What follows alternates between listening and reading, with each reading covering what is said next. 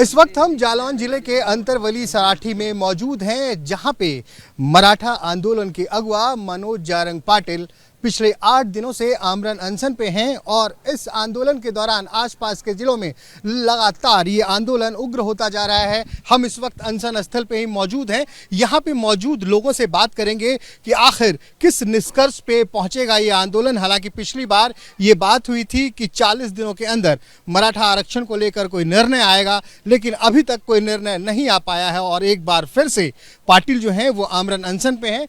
इन तमाम लोगों से बात करते हैं जो आमरण अनशन स्थल पे मौजूद हैं। जी, क्या नाम है आपका? हमारा नाम संभाजी पठाड़े है। हम ये आग की चिंगारी है हमारे मराठा आरक्षण की है। आज तक आज़ादी की लड़ाई हुई तब से हमें मराठा लोगों को फंसाया है इस राजनीति वालों ने, लेकिन आज हमारे धर्मवीर जरांगे पाटिल हमारे पीछे खड़े हैं। आज तक 51 हमारे अनशन हो गए, मोर्चे हो गए, लेकिन फिर भी सीएम लोगों ने और मोदी जी करेंगे क्या आप? कुछ बात तो बन नहीं रही। नहीं बात बनेंगे। हम आश्वासन मिल रहा है। आश्वासन नहीं है। हम देखो मराठा भेजा है, खोपड़ी खराब होने के बाद आग की चिंगारी ऐसी लग जाएंगी, दिल्ली का तख्त मीनार भी हिल जाएगा। ये मराठा खून है। हमें आज तक जो अंग्रेज लोगों को भगाया, महाराष्ट्र से मुगल लोगों को भगाया, मराठा लोगों ने भगाया। तो आप किसको भगाएंगे? हम ये सीएम को गिरा देंगे। महाराष्ट्र के जो सीएम है एकनाथ राव जी शिंदे, देवेंद्र फडणवीस और अजित जी पवार, शरद वो तो कह रहे हैं कि मैं देना चाहता हूं। देना क्या चाहते हैं? अल्प लोगों के दे रहे हो तुम, जो जेल में गए उनके नाम हो। हमने तो असली लड़ाई लड़ने वाले हम मराठा लोग हैं। हमारे जरांगे साहब का कहना है कि सबको दो, सब आजादी के साथ थे। जिनको केंद्रीय मंत्री होते हुए खाना खाते वक्त अरेस्ट किया है, और वो क्या है उनके और एक बेशा देह बेचने वाली, उनमें क्या फर्क है? आज केंद्रीय मंत्री होके भी उद्धव ने उसको अरेस्ट किया था, तो मोदी जी ने उनको सरकार उसी टाइम राष्ट्रपति राजवट या राज्य पर राजवट लागू करना चाहिए था।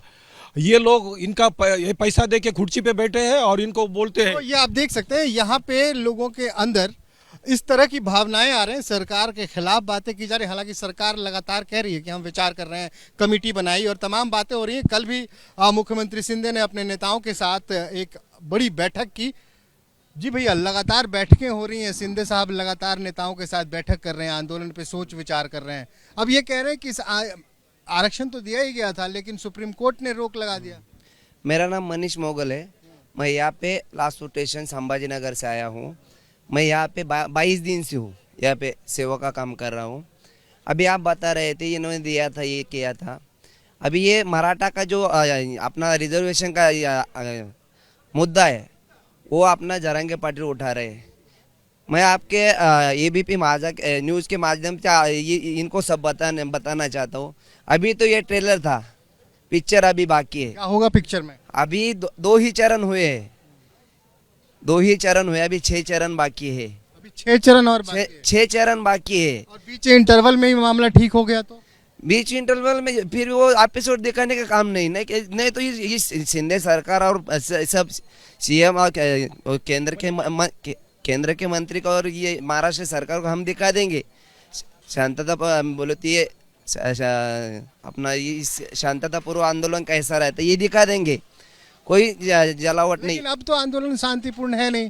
भीड़ में देखा, उस्मानाबाद में देखा। आपके माध्यम से मराठा साथियों को बताएंगे और वो कर रहे हैं। ये जो आप बोल रहे हैं, बहुत सारे साथी जो उन्होंने आत्महत्या खुदकुशी भी कर। नहीं, वो खुदकुशी का मामला मैं बाद में बताता हूँ। आप जो बोल रहे हैं भीड़ में हुआ, आपको कहाँ से पता चला? आज जब वो पंचायत समिति जला, उसके डॉक्यूमेंट्स उसके जिसने जलाया, आपको पता है कि मराठों ने जलाया।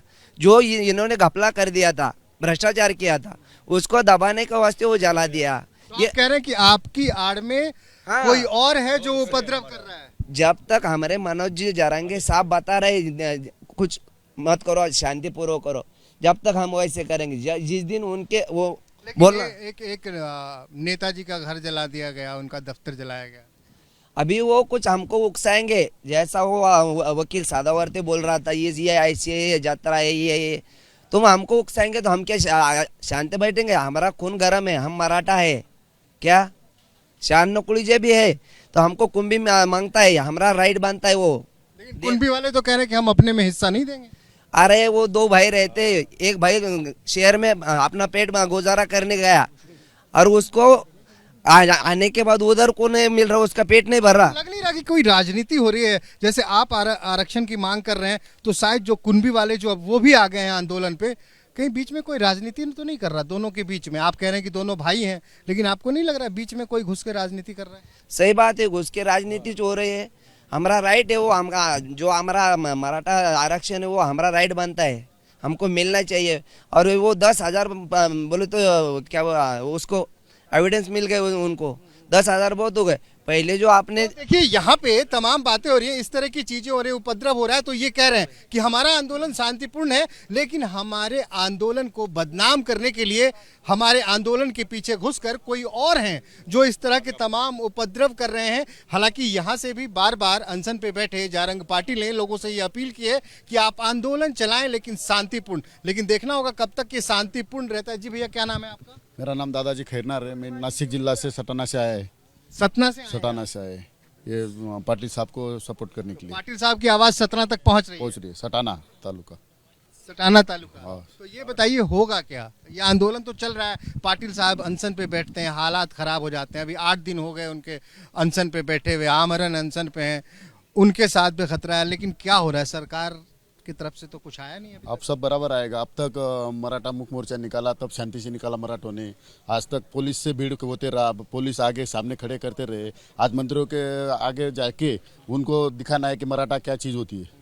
आज तक मंत्रियों को या कई सांसद मराठा क्या चीज होती है जब बताने की बात थोड़ा ना। मराठा तो पहले ही से मराठे हैं, वीर पहले शिवाजी से के। थे, लेकिन हमारे लोगों को खुद का पार्टी का कोई ऐसा ये नहीं हुआ ना। उनको टिकट के लिए अभी इनके आगे आगे ढूंढना पड़ता है, इसलिए वो हमारी साथ नहीं दे रहे। तो क्या करेंगे? अगर 116 आमदार हमारे महाराष्ट्र के मराठा है, अगर उन्होंने सबने राजीनामा दिया तो सरकार कहाँ रहेगी? इस्तीफा कहाँ दे रहे हैं सब? 2 लोगों ने वो उनका 6 महीने में उनको आगे इलेक्शन के हमारे सामने आना है, इसलिए उनका एक्शन है। वो ओरिजिनल अगर इसको इस्तीफा देना होता तो 116 लोग एक मीटिंग लेते और वो सब एक साथ इस्तीफा दे देते तो सरकार गिर जाती आप थी। कह रहे हैं विधानसभा में 116 जो सदस्य हैं वो मराठा हैं। एक मीटिंग होनी चाहिए थी, पक्ष कोई भी हो, कोई पक्ष से वो चुनाव होगा, मतलब लेकिन सभी पक्ष के मराठा एक होना चाहिए था। 116 आमदार जो है मराठा, उनकी एक मीटिंग बननी चाहिए थी। अगर 40 लोग सत्ता के लिए एक हो सकते हैं तो 116 लोग एक सत्ता के लिए अपने आरक्षण के लिए आप कह रहे हैं कि 40 लोग सत्ता के लिए टूट के एक से एक तरफ, तो 116 कोई 116 आमदार है हमारे मराठा, वो एक हो गए। अगर देखिए क्या बात कर रहे हैं, इन्होंने कहा कि 40 लोग सत्ता के लिए कुर्सी के लिए टूट के इधर से उधर चले गए, तो 116 मराठा सदस्य हैं विधानसभा में, तो वो क्यों ना एक साथ मिलके अपना कुछ कर ले जिससे हम तमाम मराठाओं का भला हो जाए। और भी लोग हैं। जी भैया इधर आओ, क्या नाम है? सर मेरा नाम काका नायकोड़ी, मैं धाराशिव जिले से आया हूँ। धाराशिव, बहुत दूर दूर से लोग हैं। हाँ, तो कैसा है? बताइए, सोचा क्या आप लोगों ने? अगर सरकार ने अभी तक तो आपको कुछ मिला नहीं, आश्वासन मिल रहा है। हाँ, आश्वासन नहीं मिल रहा है सर। बैठक हो रही है, कमेटी बन चुकी है। हाँ। कमेटी का फैसला आना था, लेकिन अब कहा जा रहा है कुछ कि नहीं, तो तारीख बढ़ा दो 24 दिसंबर। कुछ नहीं, कमेटी कुछ नहीं, कोई वो लोग कर रहे नहीं, शिंदे नहीं कर रहे नहीं, फडणवीस कर रहे नहीं, अजय दादा कर रहे हैं क्या? और अभी तो यहाँ से 124 वाली धारा लगाई है, कर्फ्यू लगा है, नेट बंद कर दिया है, सब ये सब अभी मैं बता रहा हूँ, ये सब देवेंद्र फडणवीस जी कर रहे हैं। वो मराठा विरोधी है, हमको बता दे। फडणवीस मराठा विरोधी है, मैं राम को उसको खुला चलन है। वो छगन भुजबळ उनका ही आदमी है क्या? वो छगन भुजबळ हमारा विरोध कर रहा है, और वो सदावर्ते भी फडणवीस जी के आदमी छोड़े हुए हैं। ये सब फडणवीस की राजनीति है, और ज्यादा दिन फडणवीस की राजनीति चलेगी नहीं। अभी इलेक्शन लगेंगे, फडणवीस को जिताएंगे, एक ही भाजपा का। मतलब कह रहे नहीं जीत के आएगा। मतलब कह रहे कि आरक्षण नहीं तो फिर वोट नहीं। वोट तो देंगे, पर भाजपा को पूरा मिट्टी में मिलाएंगे, और जो भी उनके साथ है उसको भी हम मिट्टी में मिलाएंगे। हाँ, जो मराठा समाज को और आप इसी गांव के हैं? हाँ, हम अरवली के। क्या करते हैं आप? मैं करता हूँ। एमए कर रहे हैं। नौकरी वोकरी का कुछ दिख रहा है? नौकरी कुछ नहीं, मैं किसान का बेटा हूँ। किसान के बेटे। हाँ, हम खेती करते हैं। यहाँ कपास की खेती होती है? हाँ, होती है, कपास की और गन्ने की खेती होती है यहाँ इस गांव में। गन्ने की पानी की कमी हो जाती है? नहीं, पानी हमारे वो नाथ सागर धरण है पैटन में, वो भरा तो तो ये बताइए आरक्षण क्यों चाहिए आपको? हम पिछड़े वर्ग के लोग हैं, मागास वर्गीय हम, मतलब जो गायकवाड़ कमीशन ने था गवर्नमेंट ने, महाराष्ट्र सरकार ने, उसने ये आपको 22% आरक्षण पीछे दिया गया, हाई कोर्ट ने घटा के 12% कर दिया, और सुप्रीम कोर्ट ने कहा कि नहीं 12% भी नहीं दे सकते। महाराष्ट्र के जो है ओबीसी के लिए 19% आरक्षण है, आप कह रहे हैं हमें शामिल कर लो उसमें।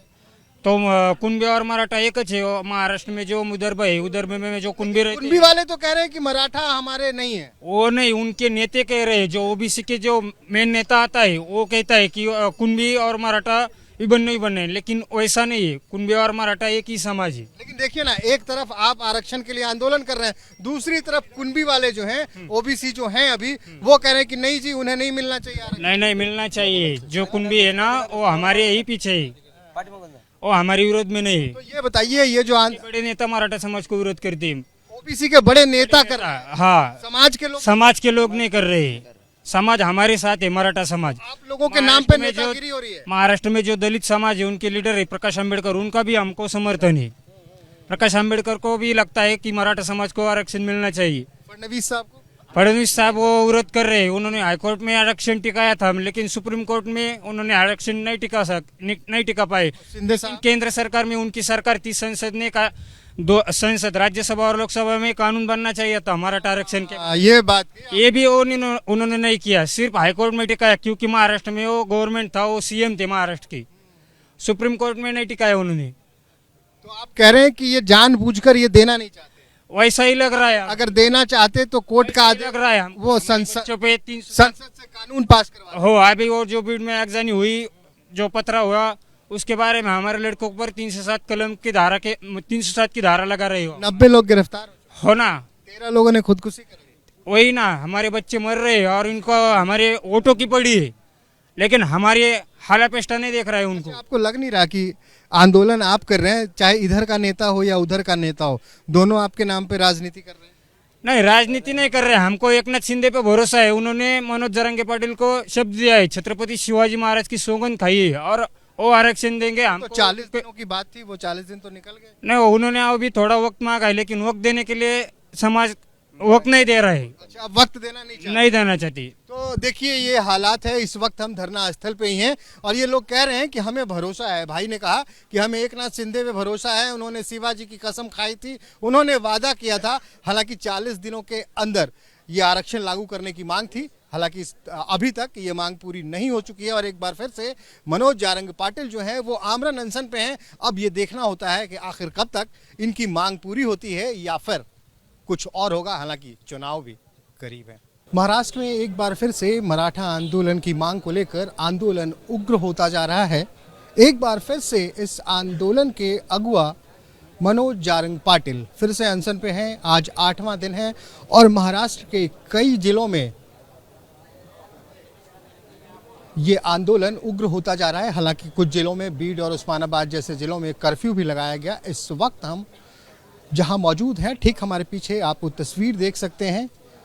आमरण अनशन पे बैठे मनोज जारंग पाटिल, अभी उनके साथ मुख्यमंत्री के कुछ लोग हैं जो उनसे बातचीत कर रहे हैं। हालांकि ये बातचीत अभी किसी निष्कर्ष पे नहीं पहुंची है। कल भी मुख्यमंत्री ने अपने नेताओं के साथ एक बड़ी बैठक की और तमाम चीज़ों पे विचार किया कि आखिर किस तरह से इस आंदोलन को शांत किया जाए और इनकी मांगों को कैसे पूरा किया जाए। लेकिन आप देख सकते हैं कि लगातार महाराष्ट्र के कई जिलों में ये आंदोलन लगातार उग्र होता जा रहा है। अब तक तकरीबन 90 लोगों को पिछले 2 दिनों में गिरफ्तार किया गया है। इस आंदोलन के दौरान कई नेताओं के घर पे पत्थरबाजी हुई, दफ्तर फूके गए। लेकिन यहाँ पे लगातार अपनी मांगों को लेकर मनोज जारंग पाटिल अनशन पे बैठे हुए हैं। हालांकि पहले भी शिंदे सरकार ने इन्हें आश्वासन दिया था कि जितनी जल्द से जल्द हो सकेगा मराठा आरक्षण की मांग स्वीकार की जाएगी, लेकिन फिलहाल ऐसा हुआ नहीं। एक कमेटी बनाई गई। अब ये भी बात चल रही है कि उस कमेटी की सीमा जो मराठा आरक्षण के बारे में विचार कर रही है, उसके कार्यकाल की सीमा 24 दिसंबर तक बढ़ाई जाए। हालांकि मनोज जारंग पाटिल ने 40 दिन का एक अल्टीमेटम दिया था, लेकिन उसके बाद भी उस पर कोई निर्णय नहीं आ पाया। तो एक बार फिर से मनोज जारंग पाटिल आमरण अनशन पे हैं और आसपास के तमाम जिले में मराठा आरक्षण को लेकर आंदोलन उग्र होता जा रहा है। कैमरामैन अजीत गुप्ता के साथ श्रीनिवास, अंतलवारी, महाराष्ट्र।